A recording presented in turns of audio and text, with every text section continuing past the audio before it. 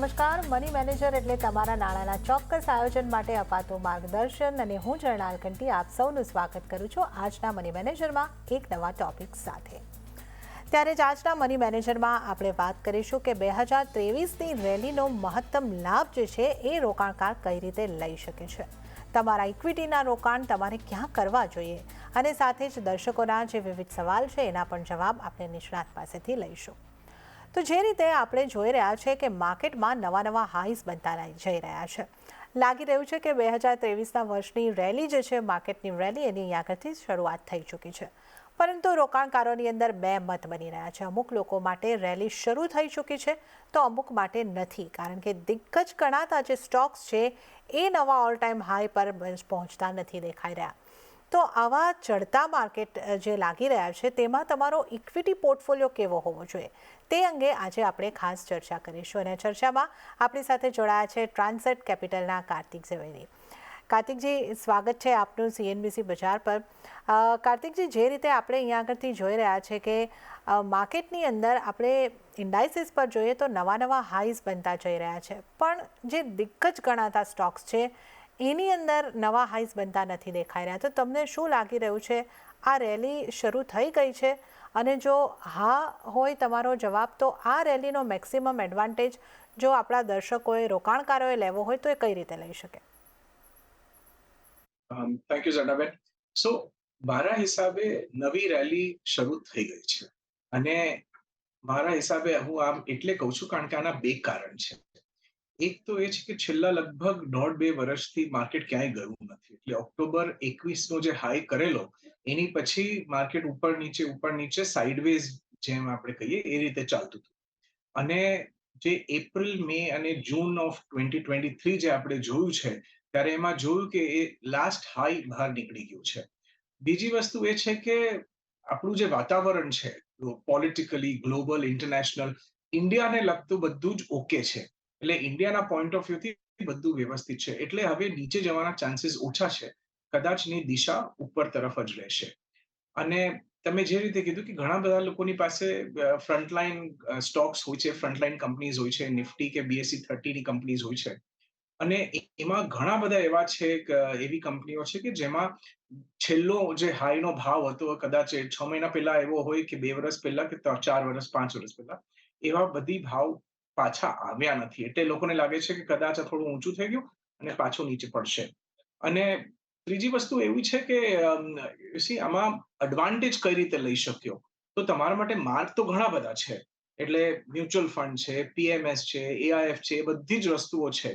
પણ ઘણીવાર એવું થઈ જાય છે કે આપણે કદાચ પૈસા નથી બનાવ્યા હોતો એટલે આપણે લાગે છે કે અત્યારે કઈ વસ્તુ કરીએ અને આ બધી વસ્તુઓમાં કદાચ આપણે એટલો બધો રિટર્ન નહીં મળે. સો પોઈન્ટ નંબર 1 કે આમાંથી કઈ વેચાવું નહીં જલ્દબાજીમાં, જલ્દી કરતા અને શોર્ટ ટર્મ પેનિક પણ ના થવું. તો મારા મતે ઇક્વિટી પોર્ટફોલિયો જે તમારી પાસે છે સૌથી વધારે એડવાન્ટેજ એમાં મળી શકે. એટલે જ્યારે માર્કેટની નવી રેલી શરૂ થતી હોય, જ્યારે માર્કેટ તેજીમાં આવે ત્યારે તમારો જે ઇક્વિટી પોર્ટફોલિયો છે એમાં એવું મને લાગે છે કે ક્ષમતા એ વસ્તુમાં સૌથી વધારે છે કે તમને સારામાં સારું રિટર્ન અને હાઈએસ્ટ રિટર્ન તમારો ઇક્વિટી પોર્ટફોલિયો જ આપી શકે. ઓકે, તો અહીંયા આગળથી જે રીતે આ માર્કેટની સ્થિતિ આપણે જોઈ રહ્યા છે, રેલીની શરૂઆત અહીંયા આગળથી લાગી રહી છે, તો તમારા રોકાણ જે છે એની અંદર તમારે બની રહેવાનું છે. અને આપણે જે આ વાત કરી રહ્યા છે, આજે ખાસ ડિસ્કશન કરી રહ્યા છે કે મેક્સિમમ આ રેલીનો લાભ કઈ રીતે લેવો, તો એને માટે ઇક્વિટી સ્ટોક પોર્ટફોલિયો એક સારો તમારે માટે એક વિકલ્પ બનતો દેખાઈ શકે છે. તો કાર્તિકભાઈ, તમે કીધું કે ઇક્વિટી સ્ટોક પોર્ટફોલિયોની અંદર એક સારી તક અહીંયા આગળથી બની શકે છે આ રેલીનો મહત્તમ લાભ લેવા માટે. તો આ રીતે જો રેલીનો લાભ આપણા રોકાણકારોએ લેવો હોય તો એ કઈ રીતે લઈ શકે? એમણે કઈ રીતનું એમનું આયોજન કરવાનું રહેશે? જરૂર. હું છે ને એક દાખલાથી શરૂઆત કરીશ કે છેલ્લા 5 વર્ષમાં લોકોને કદાચ ખ્યાલ હશે કે નહીં કે છેલ્લા 5 વર્ષમાં લગભગ 150 નવી કંપનીઓ IPO લઈને આવી. અને છેલ્લા 10 વર્ષનો આપણે આંકડો જોઈએ તો એ લગભગ 350 જેટલો છે. ઇટ મીન્સ આટલી બધી નવી કંપનીઓ આવી છે. અને એ પણ આપણે માન્ય છે કે 50-70% IPO ઘણીવાર ફેલ થઈ જતા હોય છે. પણ છતાંય જેટલી બાકીની કંપનીઝ છે, એટલે બાકીની તમારી પાસે એટલીસ્ટ 50-60 એવી કંપનીઓ છે કે જેમાં તમે ઇન્વેસ્ટમેન્ટ કરી શકતા હતા. IPO વખતે નહીં, IPO ની પાછળ, કારણ કે ત્યાં સુધી બધું ક્લિયર થઈ જાય. કઈ કંપની કઈ રીતે પરફોર્મ કરી રહી છે. તો યસ, સ્મોલ કેપમાં, મિડ કેપમાં એ બધી જગ્યાઓ પર ઓપોર્ચ્યુનિટી છે. આજની તારીખમાં કદાચ એમાં ઓપોર્ચ્યુનિટી દેખાય કે ન દેખાય, પણ આગળના 10 વર્ષમાં એ પછી જ્યારે મિડ કેપ અને મિડ કેપથી લાર્જ કેપ બની જશે, ત્યારે આપણે લાગશે કે આપણે આ વસ્તુ ચૂકી ગયા. આ તક હતી આપણી પાસે, એ ઓપોર્ચ્યુનિટી મિસ થઈ ગઈ. જો આમાં છે ને એટલી બધી એવી કંપનીઝ છે કે જે બહુ જ જબરજસ્ત સ્પીડમાં વધી રહી છે, એટલે એનો ગ્રોથ થઈ રહ્યો છે. આશરે સેલ્સ ગ્રોથ જુઓ તો 25 થી 30%, 40%, 50% સુધી સેલ્સ ગ્રોથ છે. ટર્નઓવર દર 3-3, 4-4 વર્ષે ડબલ થતું જાય છે. એટલે this is extraordinary Paes.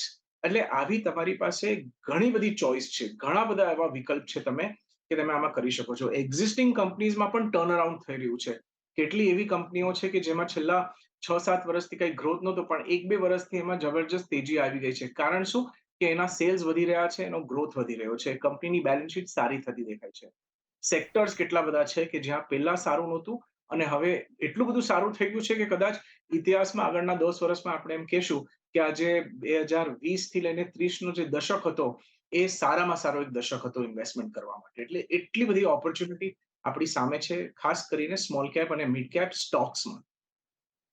Okay, તો અહીંયા આગળથી તમારે માટે મિડ કેપ અને સ્મોલ કેપની અંદર રોકાણ કરવાની સારી તક છે. જે રીતે અહીંયા આગળથી કાર્તિકભાઈ આપણને સમજાવ્યું છે, તમારે કંપની વિશે થોડી જાણકારી મેળવવાની રહેશે. કોનો ગ્રોથ કેટલો વધ્યો છે, અમુકનો ગ્રોથ ડબલ પણ થતો દેખાઈ રહ્યો છે, તો આવી કંપનીને પસંદ કરવાની રહેશે. આ ઉપરાંત તમે સેલ્સ વોલ્યુમ કેટલા વધ્યા છે, પ્રોફિટ કેટલું વધ્યું છે, એ બધા ઉપર એક વખત નજર કરી લો તો મિડ કેપ સ્મોલ કેપની કંપનીઓમાં એક રોકાણની સારી તક બની શકે છે.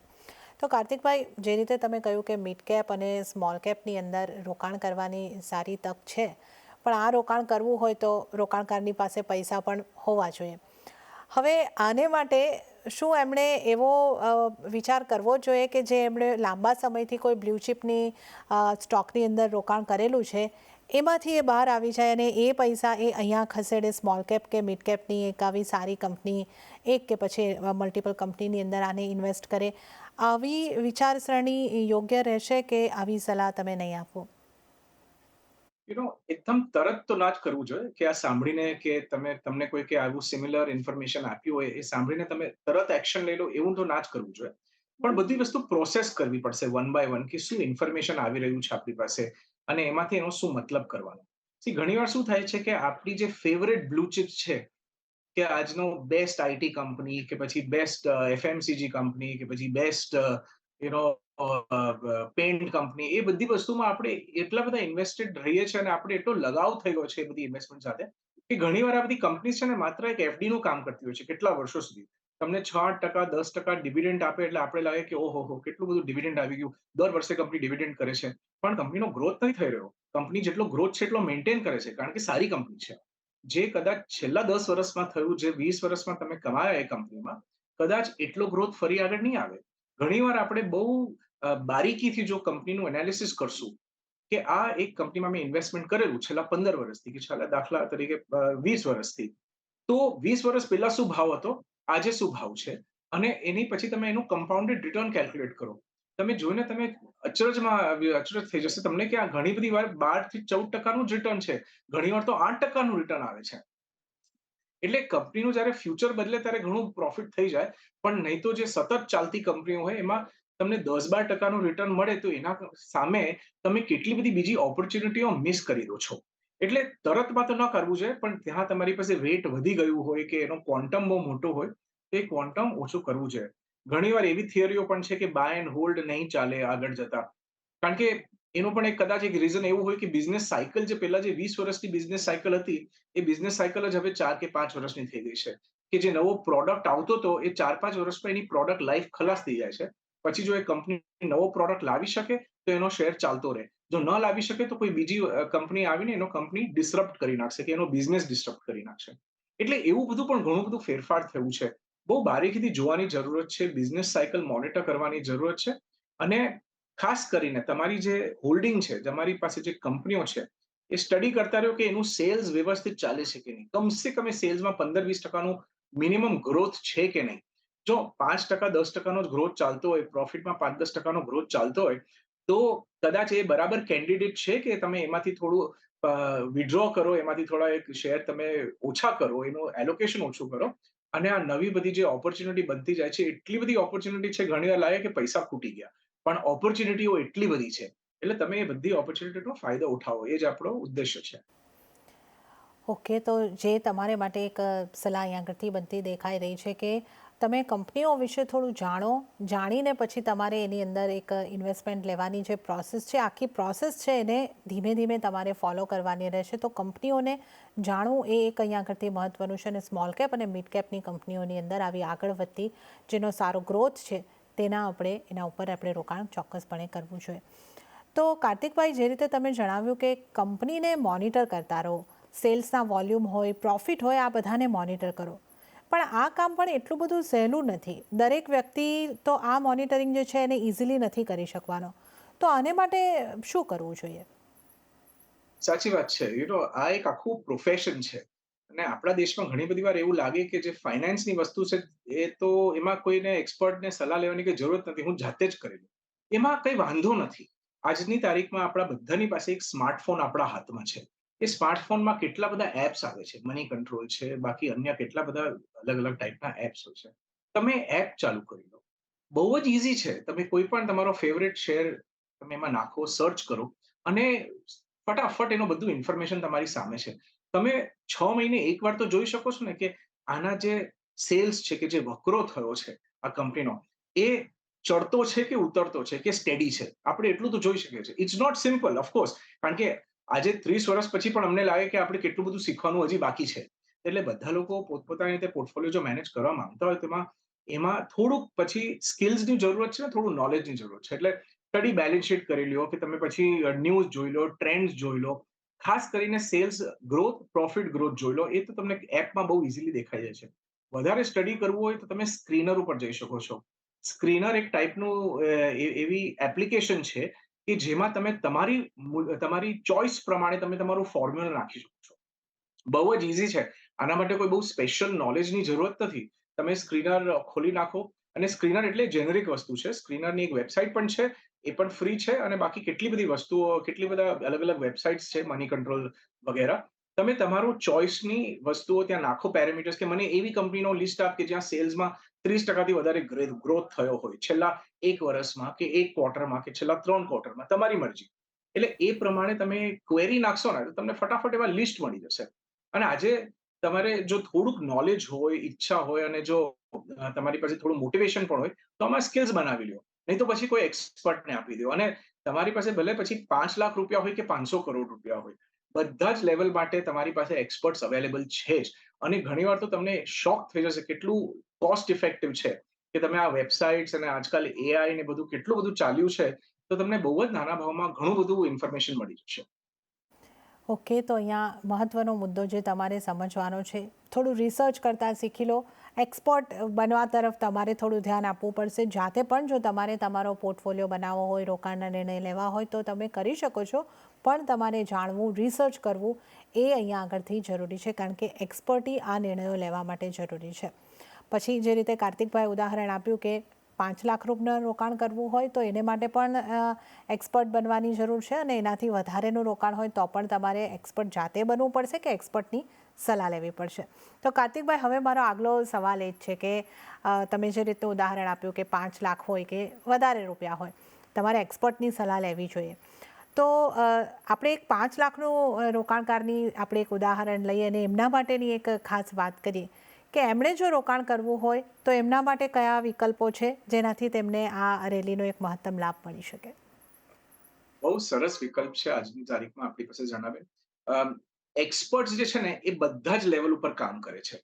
એટલે ઘણા એક્સપર્ટ એવા પણ હશે કે જે તમને 5 લાખ માટે પણ સલાહ આપશે, અને ઘણા એવા હશે કે જે ખાલી 5 કરોડની ઉપરના પોર્ટફોલિયો હોય તો જ સલાહ આપશે. એટલે એક્સપર્ટ્સ તમને બધા લેવલ ઉપર મળે છે.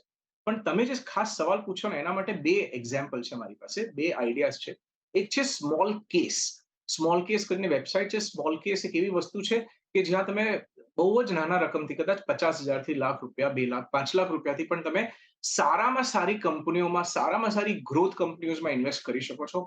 આજે એક બે સ્મોલ કેસ નહીં, તમે સ્મોલ કેસ ઘણી બધી કંપનીઓ ચલાવે છે. બધા બ્રોકર સ્મોલ કેસ ઉપર રજિસ્ટર્ડ છે, અને કદાચ 200 કે 300 કે એનાથી વધારે હશે.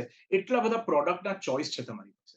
તો small case is one very good idea. એટલે બહુ જ નાના ભાવમાં તમને પ્રોફેશનલી મેનેજ્ડ પોર્ટફોલિયો બની જશે. મોડલ પોર્ટફોલિયોઝ એક બીજી વસ્તુ છે જે તમે કન્સિડર કરી શકો છો. ઘણી બધી વેબસાઇટ્સ બહુ જ નાના ભાવમાં તમને સબસ્ક્રિપ્શન આપતી હોય છે. રિસર્ચ માટે તમે સબસ્ક્રાઇબ કરો. રિસર્ચ કરવું જરૂરી નથી. તમે ત્યાં જઈને ડાયરેક્ટલી એનો મોડલ પોર્ટફોલિયો જોઈ લો ને એમાં પણ ઇન્વેસ્ટ કરી દો. છેલ્લા કેટલા વર્ષોનું મેં જોયું છે, મેં મોનિટર કર્યું છે આ બધી વેબસાઇટ્સને. બહુ જ ફેન્ટાસ્ટિક રીતે તમને ઇન્ફોર્મેશન પ્રોસેસ કરે છે. તમારી સામે એક મોડલ પોર્ટફોલિયો મૂકે છે. તમે મોડલ પોર્ટફોલિયો પણ ફોલો કરો ને તો એટલીસ્ટ એ વસ્તુની ખાતરી છે કે તમે સારી કંપનીમાં ઇન્વેસ્ટમેન્ટ કર્યું છે, ગ્રોથ થાય છે અને તમારું કેટલું પણ નાનું ઇન્વેસ્ટમેન્ટ હોય, તમને સારામાં સારું રિટર્ન એ ઇન્વેસ્ટમેન્ટ ઉપર મળી શકે. એટલે તમે આ બધી જ વસ્તુ ટ્રાય કરી શકો છો. ઓકે, તો આજે આપણે અહીં આગળથી જે વાત કરી છે કે માર્કેટની અંદર જે નવા નવા હાઈઝ બની રહ્યા છે, માર્કેટની નવી રેલીની શરૂઆત થઈ છે, તો ક્યાં તમારે માટે તક છે?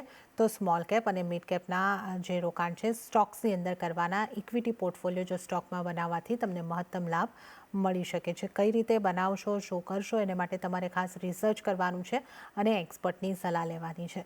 5 લાખનો પોર્ટફોલિયો હોય કે 5 કરોડનો, બધા માટે એક્સપર્ટ અહીં આગળથી ઉપલબ્ધ છે. એ પણ આપણે ખાસ એક મહત્ત્વના મુદ્દાને અહીં આગળથી આ ચર્ચાની અંદર આપણે લીધો છે. અને આ ઉપરાંત જે તમારી પાસે જો 5 લાખનું એક ઉદાહરણ આપણે લીધું છે કે તમારી પાસે રોકાણ કરવાના જે વિકલ્પો બને છે, ઉત્તમ વિકલ્પો જે છે એ પણ તમને કાર્તિકભાઈએ અહીં આગળથી બતાવ્યા છે. મોડલ પોર્ટફોલિયો હોય, સ્મોલ કેસ હોય, આવા પોર્ટફોલિયોને તમે સીધો ઉપયોગ કરી શકો છો.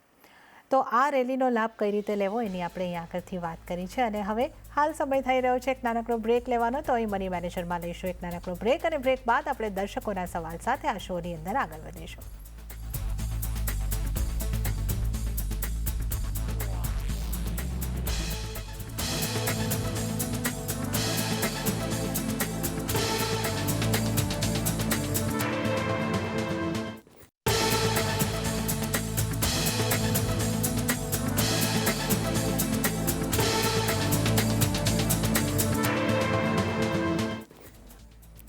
વિરામ બાદ મની મેનેજરની અંદર આપનું ફરી એક વખત સ્વાગત છે. અને આજે ચર્ચામાં આપણી સાથે કાર્તિક ઝવેરી જોડાયેલા છે. તો હવે આપણે દર્શકોના સવાલ લઈશું.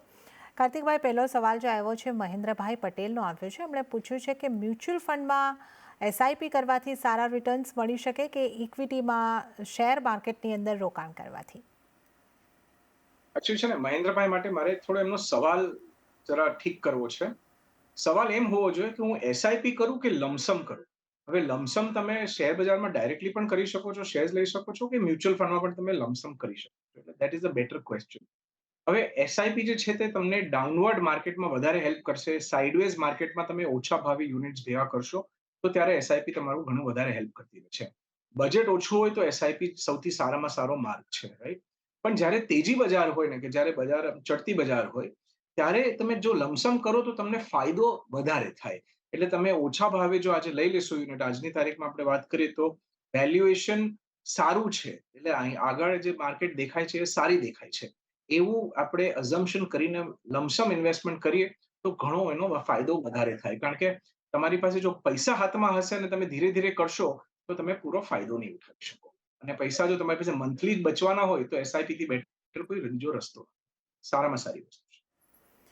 ઓકે, તો મહેન્દ્રભાઈ માટે અહીં આગળથી જે સલાહ બની રહી છે કે ચડતા માર્કેટમાં જો તમારી પાસે પૈસા છે તો તમે લમસમમાં ઇન્વેસ્ટમેન્ટ કરીને એક સારો લાભ મેળવી શકો છો. પણ જો તમે માસિક બચત કરીને ઇન્વેસ્ટમેન્ટ કરવા માંગતા હોય તો એસઆઈપી એક બેસ્ટ માર્ગ છે. તો આ બંને વિકલ્પો તમારે માટે અહીં આગળથી ખુલ્લા છે. જે રીતની પરિસ્થિતિ તમારી બનતી હોય એ રીતે તમારે રોકાણ કરવાનું રહેશે.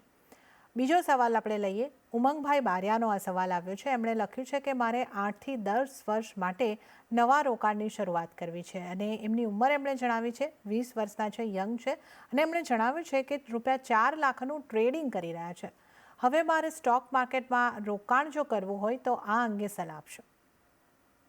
સો બેસ્ટ એડવાઇસ એ છે કે તમે સ્મોલ કેપ, મિડ કેપ સ્ટોક્સમાં ઇન્વેસ્ટ કરો કે પછી તમે સ્મોલ કેપ, મિડ કેપના સ્મોલ કેસીસમાં ઇન્વેસ્ટ કરો. કારણ કે એમાં પણ તમને બહુ સરસ રીતે ઇન્ફોર્મેશન ને એડવાઇસ મળી શકે છે.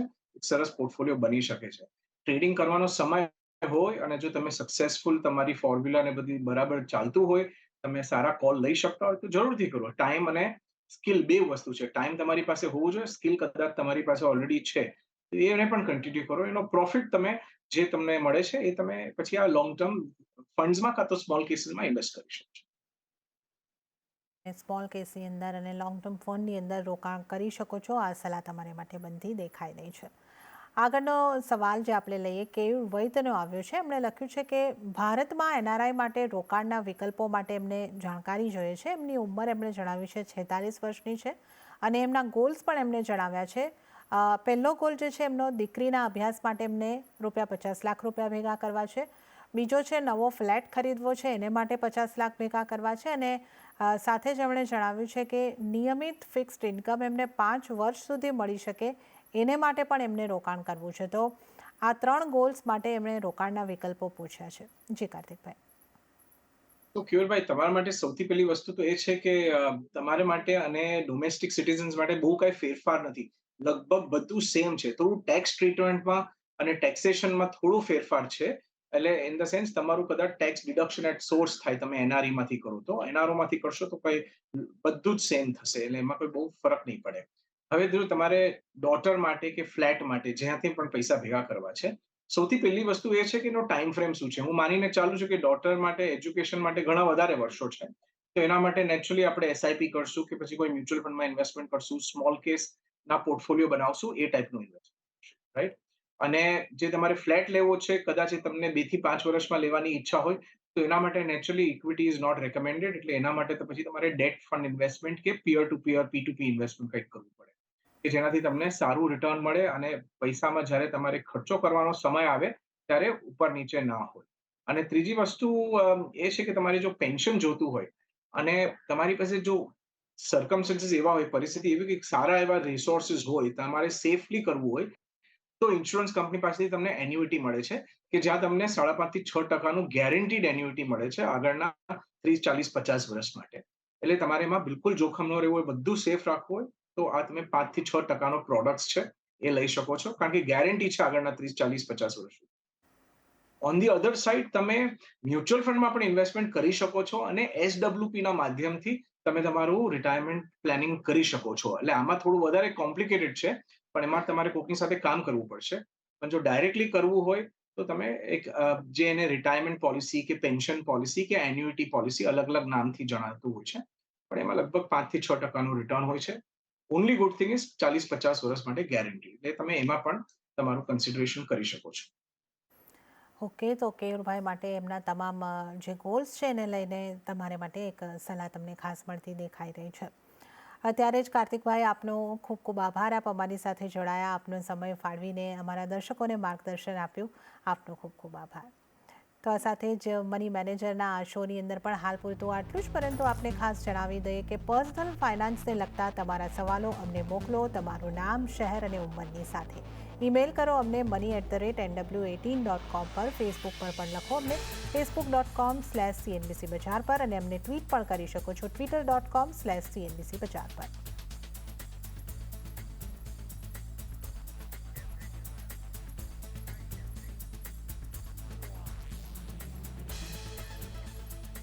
તો આ સાથે જ મની મેનેજરના આ એપિસોડની અંદર હાલ પૂરતું આટલું જ. હાલ મને પણ આપશો રજા, પરંતુ વધુ અપડેટ્સ અને સમાચારો માટે આપ જોતા રહો CNBC બજાર. નમસ્કાર.